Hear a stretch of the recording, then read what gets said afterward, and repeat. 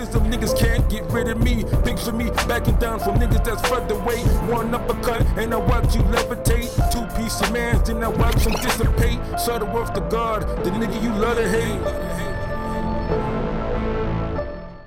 So we finally have this battle of undefeateds about to pop off. Shit's right around the corner. Next Saturday live up in Vegas. You got Mayweather going against Canelo Alvarez at 152-pound weight limit.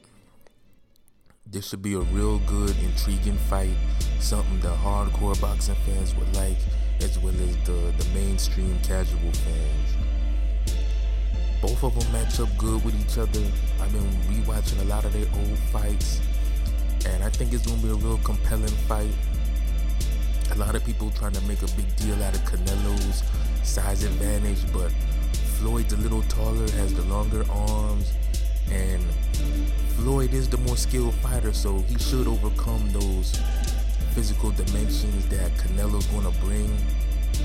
I feel that Canelo's a natural junior middleweight. I think he would be undersized at middleweight, especially when you compare him to guys like Barker, Quillen, and Gill and Murray. But anyways, let's jump into this, the keys to victory for Canelo. I'ma keep this shit real simple. Number one, he needs to keep up a steady work rate.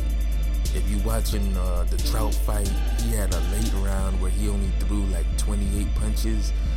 That's not enough to get it done with Floyd. There's only one person I could think of that would still beat Floyd by throwing 28 punches around, and that's a guy like Tommy Hearns, due to the physical and stylistic mismatch in that fight.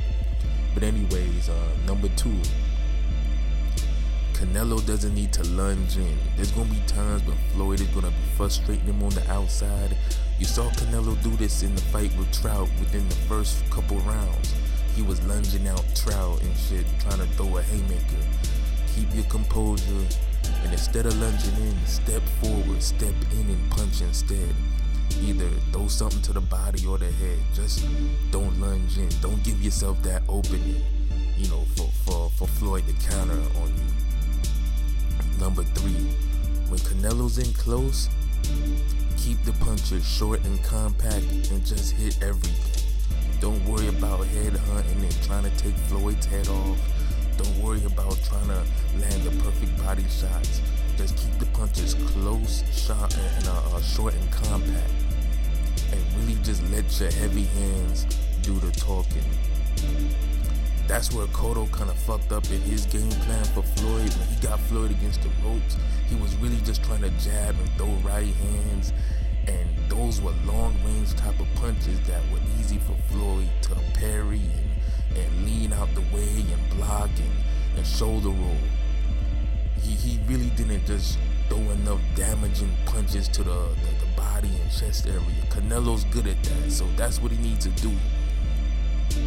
Throw good compact punches, because short compact punches are a lot harder to evade than long range punches. So when you're in a good short range distance, don't throw long range punches. Don't smother your work, you know.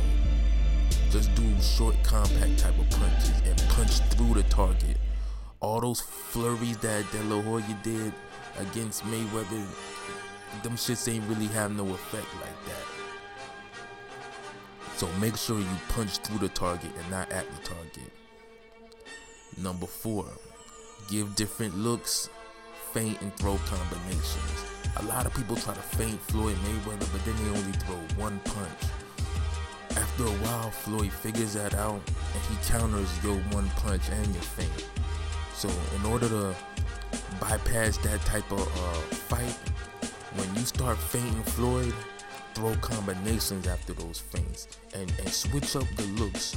You know, 1 minute you go to hooks, double hooks, next minute right hand to the body. You know, give different punch combinations. Be selective. You know, you always gotta give him something new and different. If not, Floyd figures that shit out. So you gotta keep improvising when you fighting Floyd. Last but not least, number five, keep moving your head. Canelo has some good, solid defense.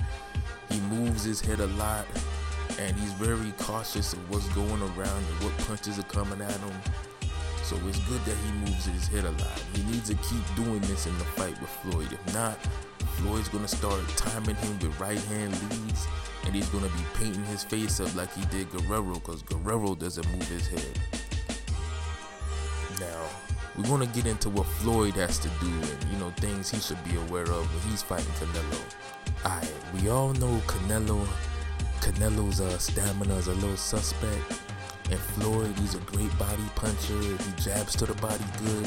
He throws that right hand lead to the sternum real good. So he's definitely going to want to work the body. Another thing Floyd has to look out for. Don't allow Canelo to steal rounds with big shots.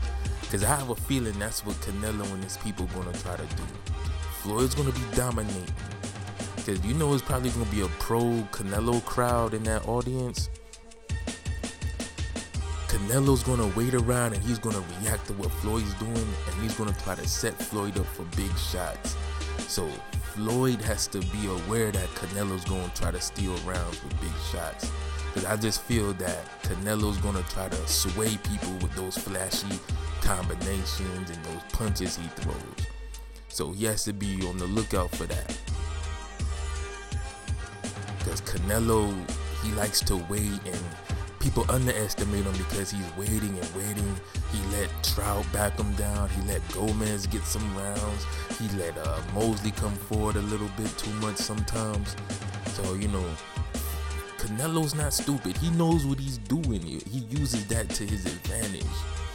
He tries to steal a round with a big shot and hopefully hurt you. So Floyd got to look out for that.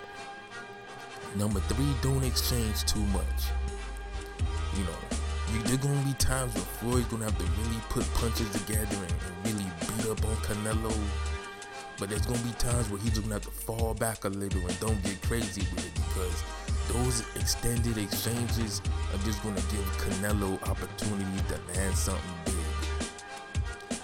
And another thing, number 4, this is the last thing, because Floyd, he's like the ultimate fighter. Dude, he's great in so many different categories, all the way solid all around in every aspect of the game. So there's not too much shit you really gotta say that Floyd needs to do to win. One thing he doesn't need to do, he doesn't need to follow Canelo around.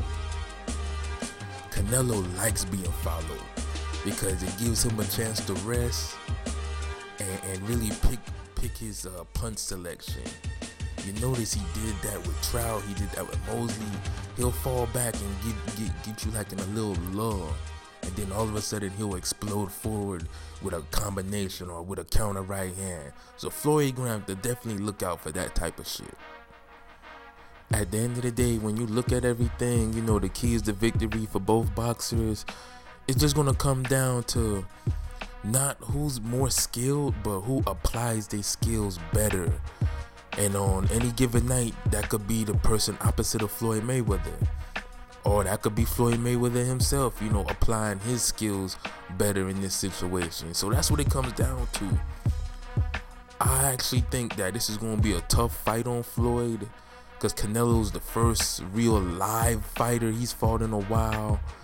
I feel that Canelo has a better chance of beating Floyd than guys like Guerrero, Victor Ortiz, and Mosley and Marquez. I feel that he has a better chance at doing it. But do I think he's going to pull the upset? Nah. But I think he's really going to give Floyd hell and give him a good solid effort. So my official prediction is going to be Floyd by decision. I think it's going to be one of those 7 rounds to 5, 8 rounds to 4 type of fights, where you're going to know Floyd was in a fight, definitely. And another reason why I'm going by Floyd by decision in a good competitive fight, Floyd has yet to dominate anybody above 147 pounds. So that's something to think about.